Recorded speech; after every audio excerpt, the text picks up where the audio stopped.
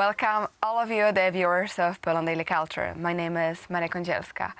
It's hard right now to think about anything else than war, since it's so close to us in Ukraine.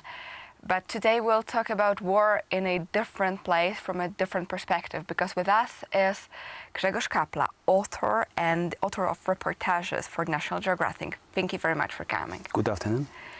And you've been to so many places, and you are also our guest again. Previously you talked to us about Georgia and China. So those two books, which one you had about Georgia and the other one you had about China.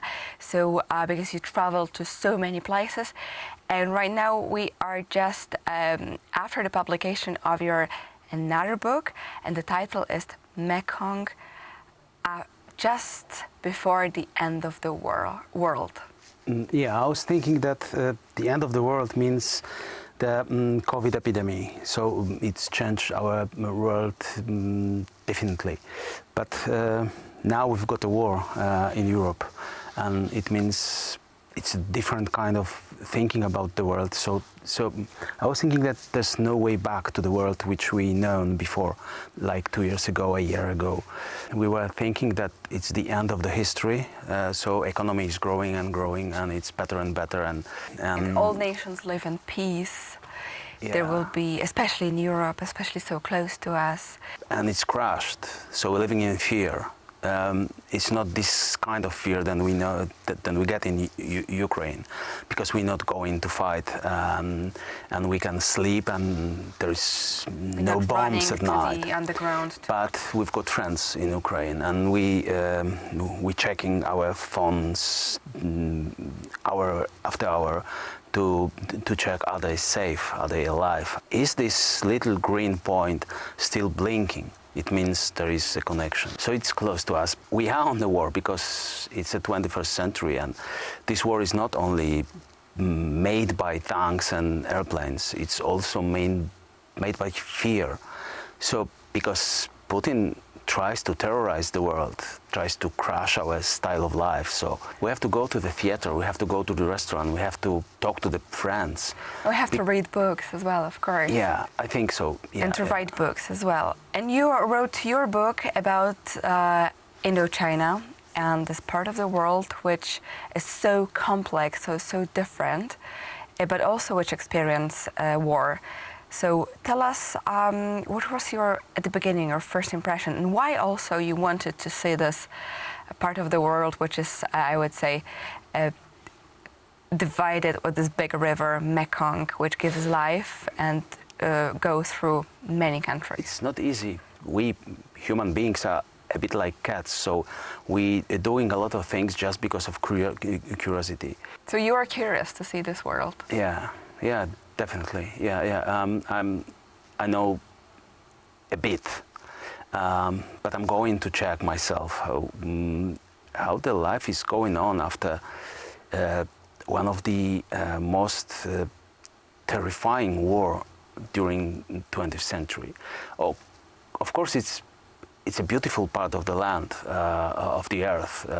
Thailand is extremely beautiful, and with great nature, great food, Vietnam, nice people, and also Cambodia with Angkor Wat. Of course, it's a beautiful part of the world. When you're walking on the streets, you still see the seeds of war, and that's very sad that people in those lands, 25, 40 years after the war, almost in some part 50 years after the war, they still getting the scars and the sadness in eyes of the mothers are still visible. And you go into the shop, the jewelry shop, okay, small shop, and you find the jewelry made of the landmines. Jewelry made of the landmines.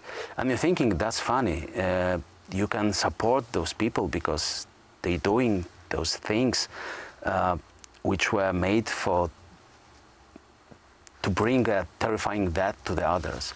But then you're learning that they sent the children to the landmine fields to bring the back this metal Yeah. and the Not the metal, the mines, because the Mines. mines are still there. And children are like 15 kilograms, so they can walk on it.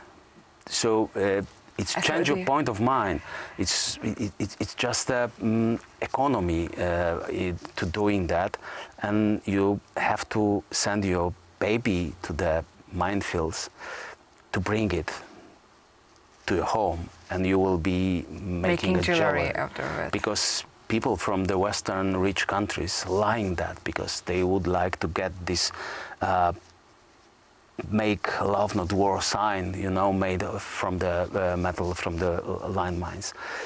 So that's So the changing your point of hypocrisy view. of the world a little bit. Yeah, you see that, and this book is a little bit about this, that we have to trying to understand what's on the surface.